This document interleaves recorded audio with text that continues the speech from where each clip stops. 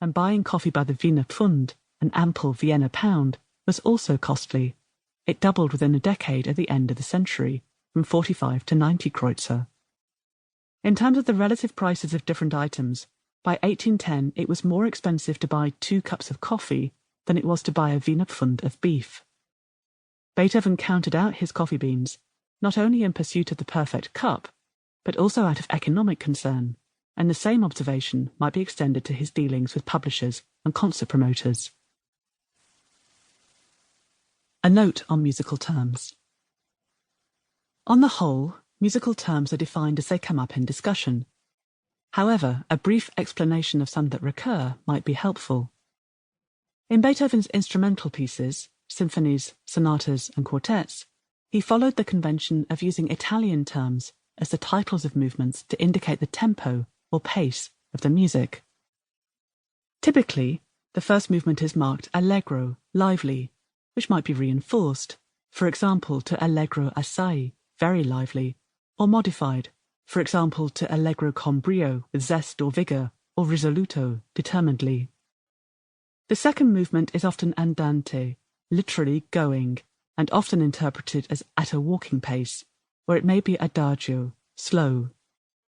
These terms could be refined in many ways. Cantabile suggests a singing quality, while sostenuto means sustained. Diminutives like andantino could be interpreted as a little faster or a little slower than andante. For Beethoven, it was more likely to mean more quickly, but he complained in a letter to George Thomson in 1813 about the ambiguity. That word, like many others in music, is of such imprecise meaning that on one occasion andantino can be close to allegro, and on another almost like adagio. Superlatives could stretch a meaning to its ultimate, such as adagissimo, very slow. Third movements often had their origins in dance music, most commonly the minuet, which was as much an indicator of character as tempo. Alternatively, the third movement could be a scherzo, a jest. The fourth and final movement is typically an allegro and sometimes a presto, which prioritizes speed. During the course of Beethoven's career, his tempo indications became more elaborate, and he was an early adopter of the metronome, which specified the number of beats per minute.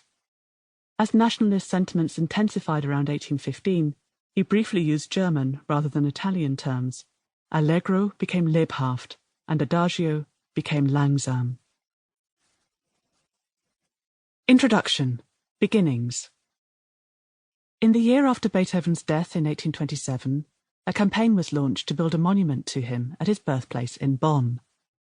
The habit of erecting statues to great men was not then established.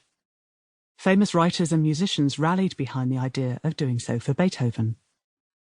2 of the age's most celebrated pianists, Frédéric Chopin and Franz Liszt, gave concerts together in Paris in April 1841, contributing the proceedings to the Bonn Association for the Beethoven Monument. It was increasingly rare for Chopin to perform in public, demonstrating his commitment to the cause.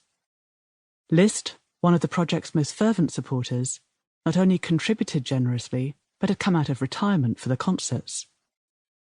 Progress was slow, however, and the unveiling of the monument was delayed until 1845, when it formed part of a 3-day Beethoven Fest of fireworks, concerts, including Liszt's cantata for the inauguration, as well as new works by Felix Mendelssohn and Robert Schumann, and a banquet, at which the Irish-born Spanish dancer Lola Montez allegedly caused such a ruckus that Liszt was not invited to Bonn for the centenary of Beethoven's birth in 1870. Meanwhile, 2 of Beethoven's childhood friends, the physician Franz Gerhard Wegeler and the teacher Karl Moritz Kneisel, claimed to have identified his birthplace. Beethoven's parents had moved into rooms at Bongasse 20 shortly after their marriage in 1767. His grandfather lived across the hallway. Ludwig van Beethoven was their second child, baptized on the 17th of December 1770. The building housed several families, most of whom, like the Beethovens, worked for the court. The Beethoven family stayed there until 1774, when they moved into an apartment not far away. Had it not been for Wegeler and Kneisel's revelation, the building would have remained anonymous and would probably have been demolished.